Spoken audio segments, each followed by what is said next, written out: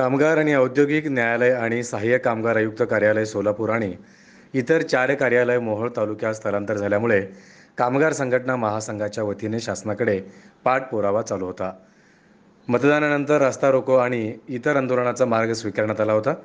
शासनाने या संदर्भात आंदोलन न करता शांततेचा मार्ग स्वीकारावा असं सांगितल्यामुळे दिनांक 9 मे रोजी सकाळी 11:30 वाजता सहाय्यक कामगार आयुक्त सोलापूर सुधीर गायकवाड यांनी कामगार संघटना महासंघासोबत बैठक आयोजित केली होती.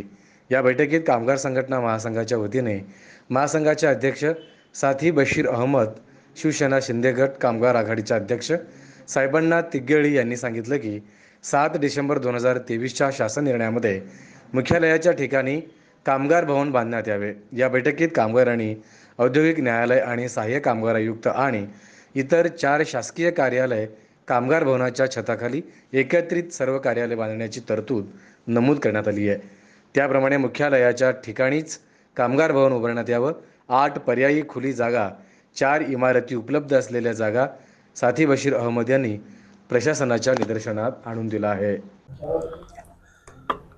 7 डिसेंबर 2023 रोजी उद्योग ऊर्जा कामगार विभागाचा जो शासन निर्णय पारित झाला, त्या शासन निर्णयामध्ये नमूद करण्यात आलेलं आहे की बांधकाम भवन या एका इमारतीखाली लेबर कोर्ट, इंडस्ट्री कोर्ट, सहाय्यक कामगार आयुक्त व इतर 4-5 कार्यालय एकाच भवनाखाली यावे. हे शासनाने या उद्देशाने राज्यामध्ये पूर्ण योजना ही राबवलेली आहे. त्याबद्दल आम्ही शासनाचं अभिनंदन करतो. परंतु सोलापुरात तसं झालेलं नाही. सोलापुरामध्ये शासन निर्णयात नमूद केल्याप्रमाणे ही इमारत बांधकाम भवन हे मुख्यालयाच्या ठिकाणीच करण्यात यावी असं नमूद असताना शासनाच्या विरुद्ध जाऊन त्या ठिकाणी मोहोळ तालुक्यामध्ये हे कामगार भवन घेऊन गेलेलं आहे. त्यामुळे सोलापुरामध्ये वेगवेगळे विडी कामगार, यंत्रमाग कामगार व बांधकाम कामगार, घरेलू कामगार असे 160 क्षेत्रात येणारे वेगवेगळे असंघटित कामगारांना त्यांच्या सेवा शर्तीच्या केसेस आणि कामगार योजनेपासून शहरात न जाता त्यांना त्या ठिकाणी 30 किलोमीटर प्रवास करून त्या ठिकाणी त्यांच्या योजनेची अंमलबजावणी व नैसर्गिक न्याय तत्वाप्रमाणे न्याय त्या ठिकाणी त्यांना मागण्यासाठी जावं लागणार आहे. त्यासाठी हे कामगाराला परवडणारं नाही. आणि सत्तेमध्ये असलेले जे मंत्री आहे सुरेश खयाडे आणि स्थानिक सोलापूर जिल्ह्यातले आमदार भारतीय जनता पार्टीचे आणि इतर पक्षाचे, त्यांनी हे संगनमत करून हे कार्यालय मुख्यालय म्हणजे शहराच्या ठिकाणी येऊन ग्रामीण भागात घेऊन गेलेलं आहे. हे कामगारांची फसवणूक, कामगारावर अन्याय झालेला आहे.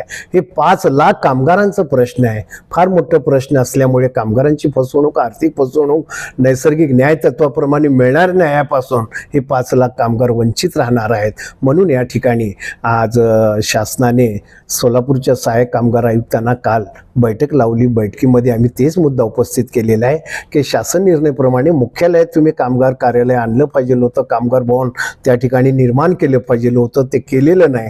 आम्ही सरकारचा निषेध करतो आणि त्या ठिकाणी जोपर्यंत कामगारांचं भवन या ठिकाणी उभारू शकत नाही तोपर्यंत आमचा लढा चालू राहील. आम्ही फक्त काल कामगार आयुक्तांनी बैठक घेऊन राज्याच्या कामगार आयुक्तांना अहवाल पाठवलेला आहे आणि जोपर्यंत हे शहरात शिफ्ट होत नाही कार्यालय तोपर्यंत आमचा लढा चालू राहील. तोपर्यंत आम्ही आंदोलन महासंघाचा तात्पुरता स्थगित केलेला आहे. सोलापुरातील 2 आमदार जे आहेत ते तिथं घेऊन जाण्यामध्ये मोठा कारस्थान केलं. प्रशासनामधल्या अधिकाऱ्यांना आम्ही विचारलं की ह्यामागे कुठले आमदार आहेत, तर त्या ठिकाणी त्यांनी सांगितलेलं आहे की सोलापुरातले जे विजय देशमुख आहेत आणि त्याचबरोबर सुभाष देशमुख आहेत, असे भारतीय जनता पार्टीत सत्तेत असलेले जे आमदार यांचा समाविष्ट आहे असं त्यांनी सांगितलेलं आहे. परंतु त्यांनी नाव गुपित ठेवण्याच्या संदर्भात सांगितलं आहे.